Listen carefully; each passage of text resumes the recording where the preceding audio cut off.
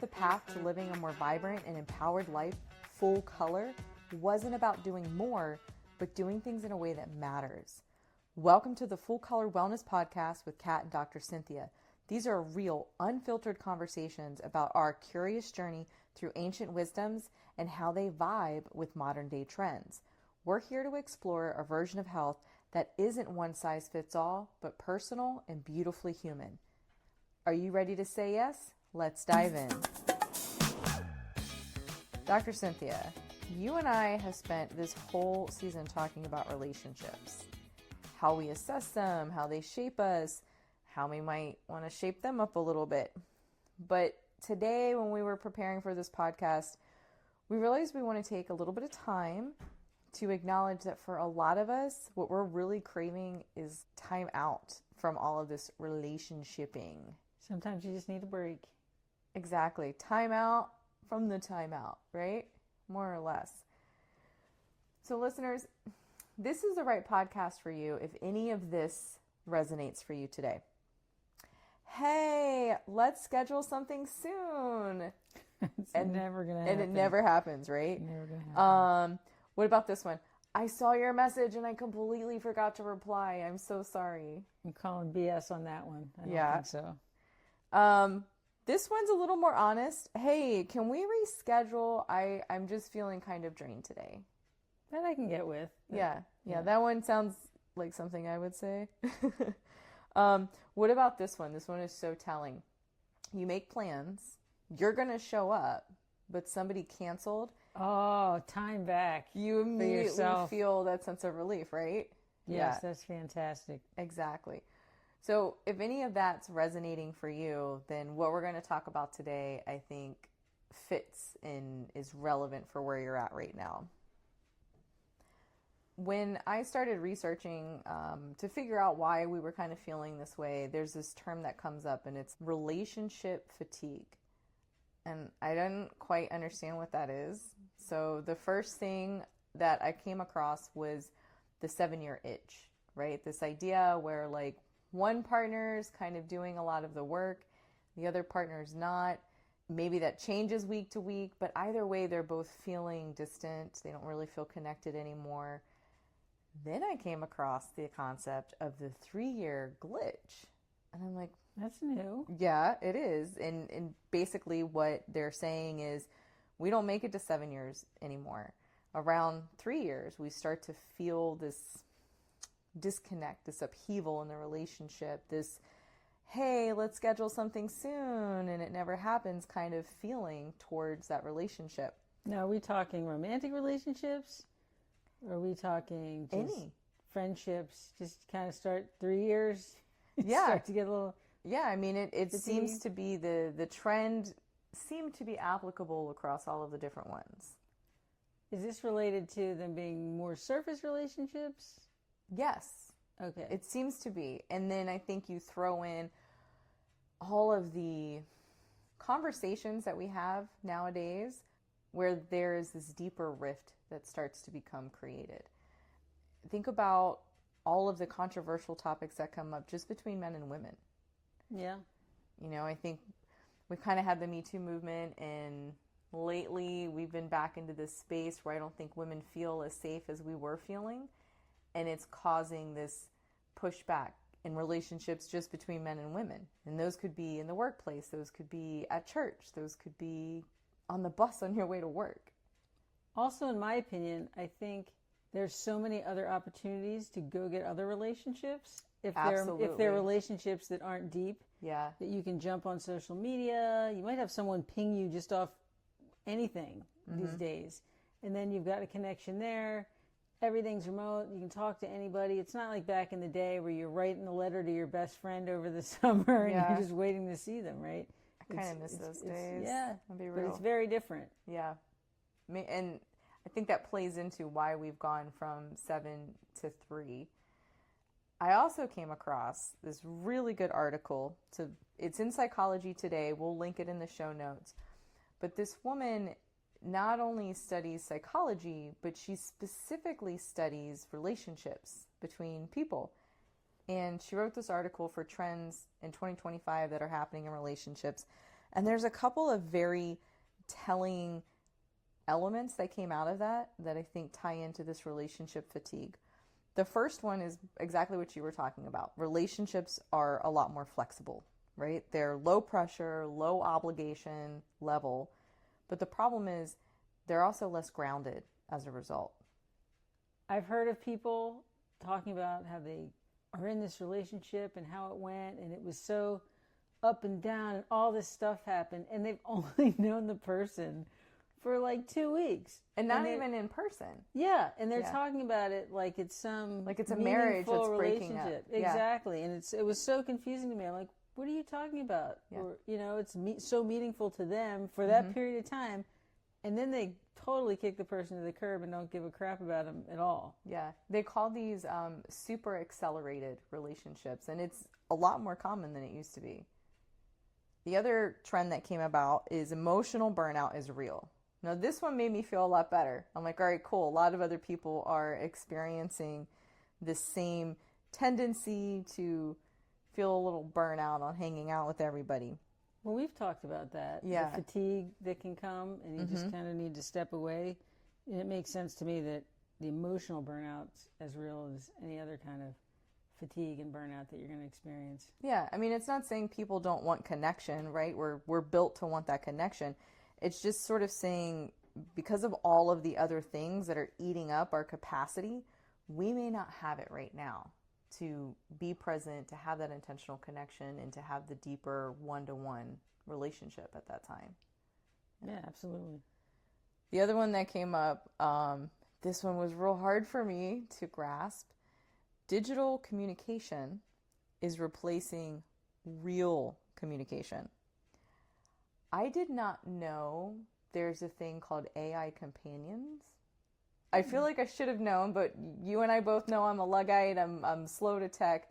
But yeah, millions and millions of people. How dirty does it get? It is a little bit. Okay. And it's not just those kinds of relationships, though.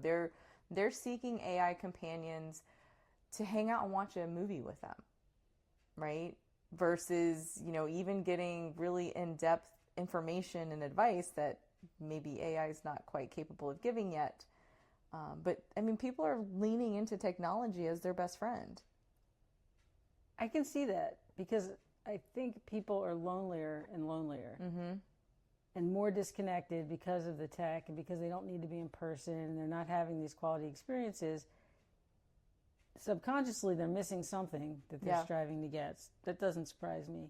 I think we were kind of set up over the last 5 to 10 years to embrace AI companionship because we're so used to the bulk of our communication being digital, right? We talked about that pen pal letters kind of gone by the wayside.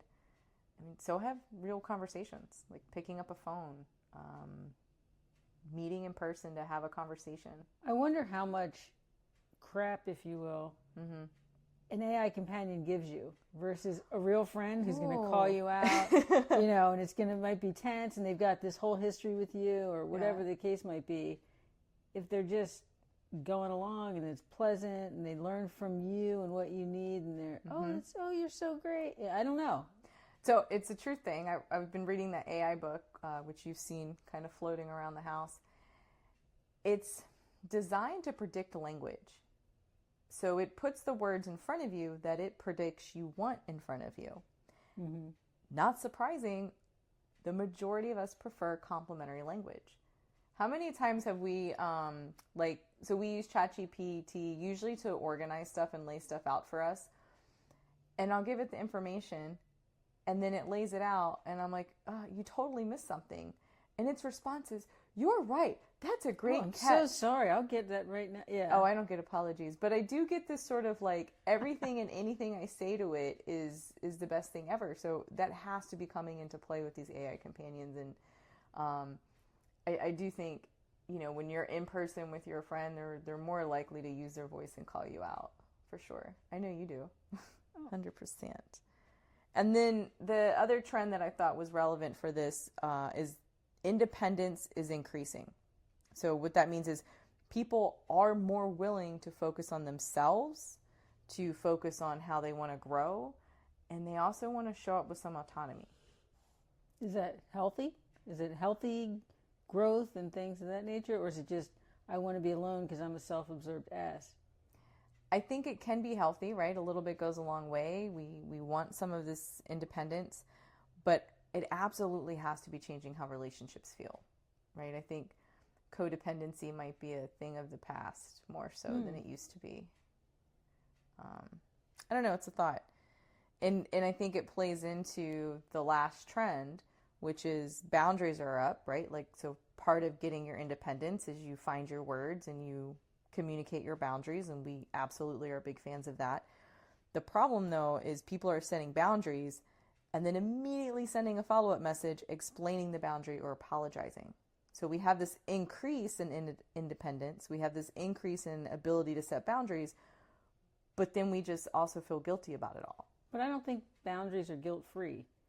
I think it's normal to have some kind of feelings, maybe guilt feelings, if that's the word we want to use, around setting a boundary. I don't think they're easy to do.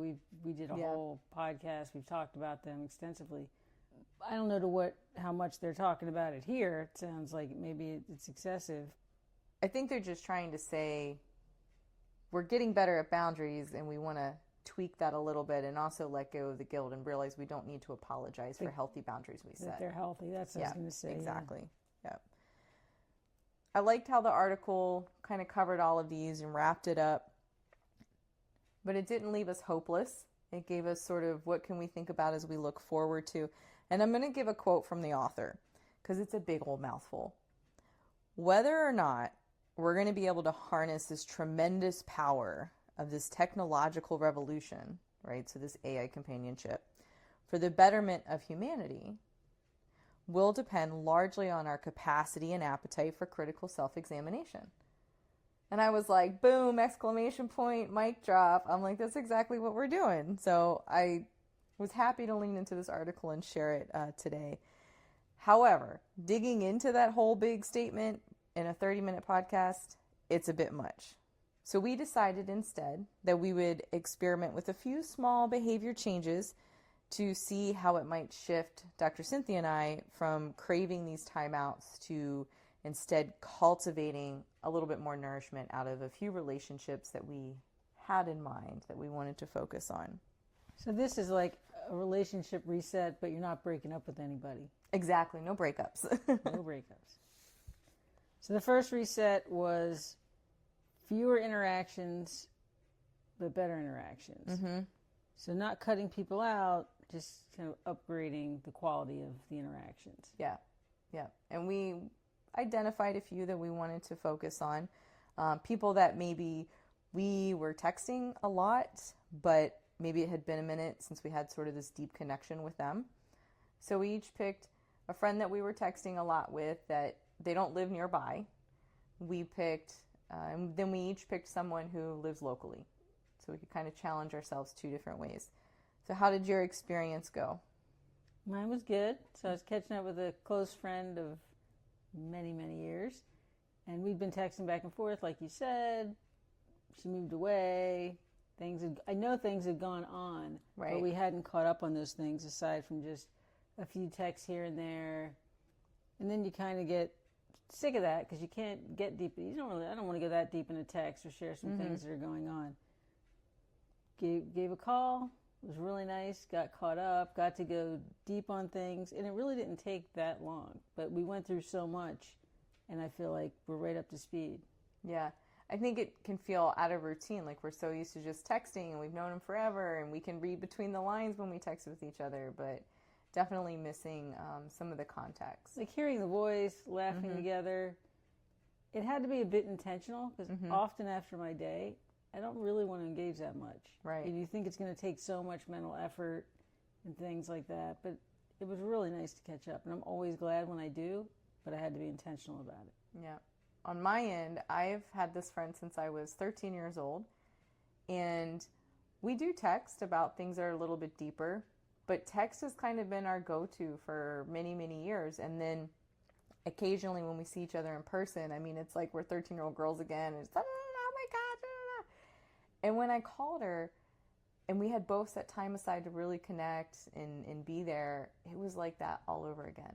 So it was really nice to get the vibe I get when I see her in person on the phone. So I was glad we did it.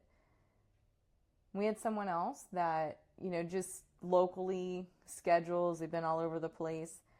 So one person we met up for dinner with, and the other person we had them over and cooked dinner for them, and didn't have any like to-dos or responsibilities in the way. Just sort of this uninterrupted conversation, sit down, look at each other. It was nice. As you always say, it filled up my cup. Yeah. And I feel satiated from a relationship perspective, which is something I've never said. That's a weird phrase to put together, but that's kind of how it feels. I'm good for a while, if that makes sense. That was the other thing is normally we would kind of do little light texting, right? So we had dinner with the one person, and this is someone that we might text, once or twice a day, little silly emojis and jokes and whatnot. And then we sat down and we had dinner and we had this really deep connection. And then it was like radio silence for 2 days. And that was okay. Yeah, in a good way. Yeah, it was in a good way. And I felt like I had more capacity and more energy. And the interactions we've had since, even if they've been by text, they have been deeper. And we already have another dinner planned. So I'm glad we tried out that experiment. So that was, just to recap, fewer interactions, but better ones. The next reset that we tried as an experiment was to stop the maintenance texting. Yes. And I think we touched on that a little bit in what we were just talking about. Mm-hmm. I would say what's different with this is it's like a signal goes off in our brain when someone texts us. And for some reason, many of us feel like we have to immediately respond. Of course, because you're worried about how the other person's going to feel when you're not responding. Are they going to read into it? And you respond. I mean, how many times do you LOL or haha something? Is that funny? Right. You're just giving a reaction, but it's not always your true reaction. You're just saying something to move on. Yep. So this is what we mean by maintenance texting. When you have this immediate, unintentional response, it looks like a thumbs up or it looks like a heart or something like that. So our challenge was to identify where we were maintenance texting and see what each of us would do differently. For me, I noticed I was having a bad habit of using emojis, like the crying one or the big eye one or the smile one. Like I literally rotated out like 4 with many people. It was very sad when I did this I'm going to go look back through my texts. No, don't. I did this self-examination. I was like, all right. So I have intentionally tried for about a week or so to not do emoji responses. I have to actually use words and type things out. I am still allowed to use GIFs because that's my humor and the people I use it with get me. But I think it's gone well. I definitely feel like my intention is better understood. What did you do? I used voice messages instead of text. Mm-hmm. We've talked about that previously. Yeah. But it's really nice. And I feel like the person gets to hear your voice. They get to hear your feeling in your voice. Often that's missed in text or email communications. You can't really read into it too much. But you can really convey that with just a quick message. And the person, think about it. How often does that happen? That you're like, that person really thought about me. And that makes the other person feel so good. Yeah. It's definitely better than the just checking in or the LOLs or, I don't know. It felt better for me on the sending end. And I think between you and I, because you do it with me, it feels better on the receiving end as well. And it also doesn't commit you to a full phone conversation. Mm-hmm. They're not going to pick up. Right. But they get to hear you get to say what you want to say in a quick period of time and move on and know that you made that connection and that they got to feel good about themselves. Yep. The third experiment we did was probably my favorite. Oh, yes. So we had a woman's power player networking brunch on Sunday recently. And this is after 3 weeks of, we had our grand opening and then we traveled and then we did an expo. Like the amount of social output business-wise has been pretty intense. And so has the personal level of social output. So this brunch was, we'll call it the cherry on top. The weekend. Yeah, it really did. It really did. But it was a fantastic event, but definitely at the end of a long amount of things. Exactly. And we were looking forward to going to it. For me, what helped though is we did our third experiment, which is schedule social recovery time. So we had decided in advance that when we were done with this brunch, we were done for the rest of the day. We weren't going to interact, not even at a store. We were not even with each other, really. No. We ended up coming home and spending our own time doing our own things we wanted to do. It was a very quiet, reflective, solo rest of the afternoon and evening. And it not only helped me recharge afterwards, but knowing that I had that planned for after this event, I think helped my mindset during it a lot. 100%. Yeah. Yep. So for the next week, listeners, we are challenging you or encouraging you or inviting you, whatever lovely word you want, to try out these 3 things. How can you have fewer conversations but better ones? Where's your opportunity for less maintenance texting? And schedule one intentional recovery window. And once you take one of these steps, ask yourself if your relationships feel easier or harder. Yeah. I think for us, it was easier all the way down. Absolutely, yeah. Thank you so much for joining. Keep up that join attitude and find our private Facebook group, Full Color Wellness Warriors. We'll link that in the notes for you today. And before you leave, please share the wealth of health by liking and subscribing to our channel. And remember, this is your journey. It's all about taking these small, meaningful steps towards a healthier, happier you. Full color. Until next time, say yes to your well-being and take care.